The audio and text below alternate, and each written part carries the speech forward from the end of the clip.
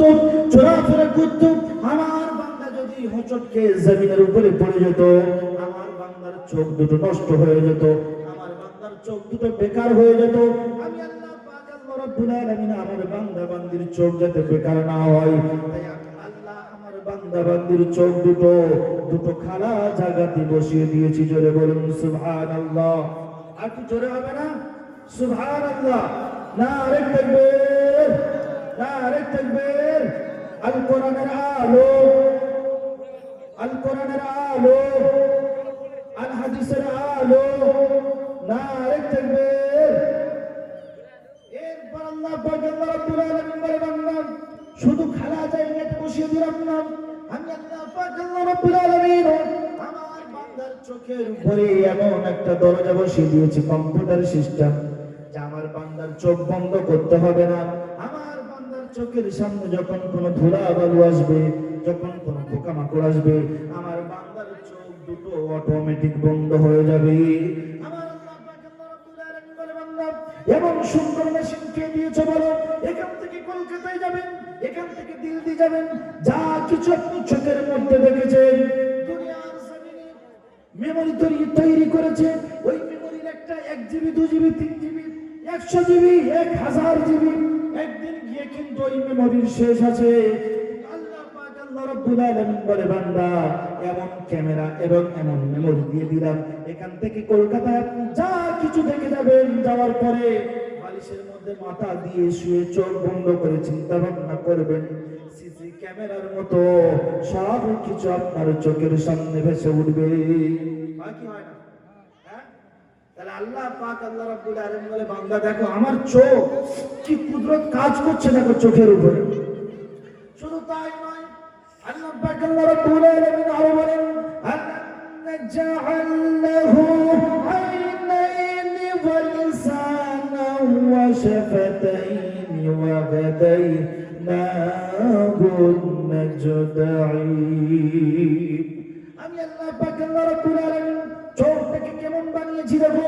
আমার বান্দার চোখের মধ্যে যদি কোন রকম ধুলা বালু পড়ে যায়, কোন রকম ধুলা বালু পড়লে আমি আল্লাহ পাক আল্লাহ রাব্বুল আলামিন আমার বান্দার চোখ দিয়ে এমন একটি পানি নির্গত করেছি, এমন একটি পানি বার করেছি, ওই পানির দ্বারাই আমার বান্দা বান্দির চোখের সমস্ত ধুলাগুলো পরিষ্কার হয়ে যাবে। জোরে বলুন সুবহানাল্লাহ।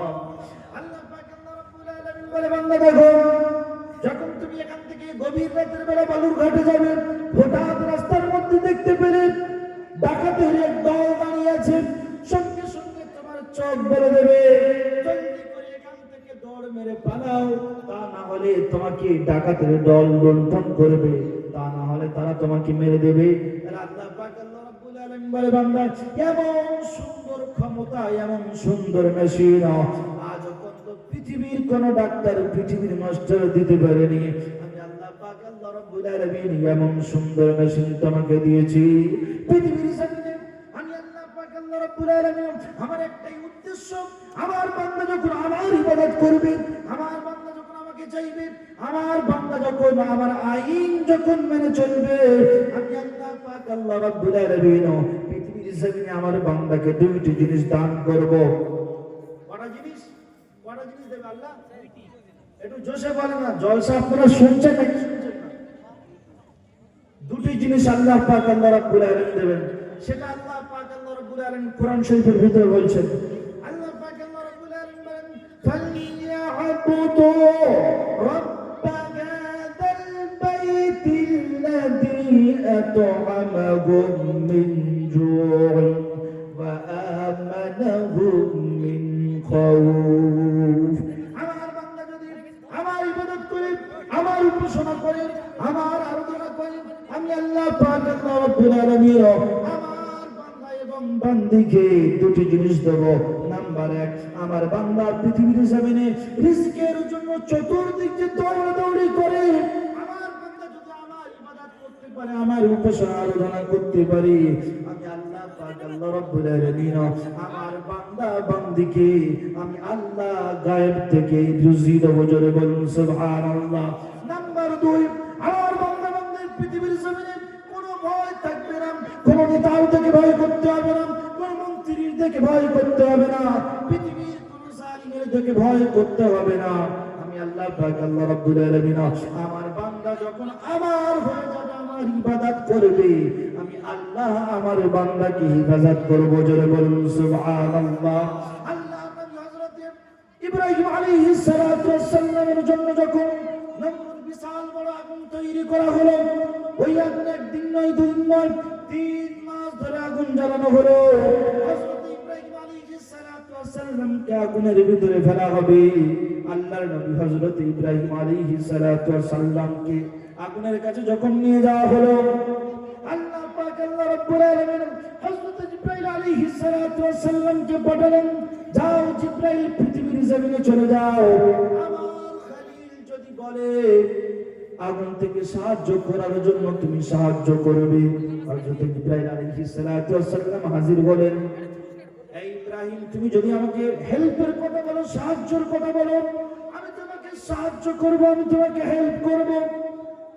হযরত ইব্রাহিম আলাইহিস সালাতু ওয়াস সালাম এই কথা শোনার পরে বললেন, জিবরাইল আমার পরীক্ষা হচ্ছে, আল্লাহ পাক আল্লাহ রাব্বুল আলামিন আমাকে ইমতিহান নিচ্ছে, আমার পরীক্ষার সময় তুমি ডিস্টার্ব করো না।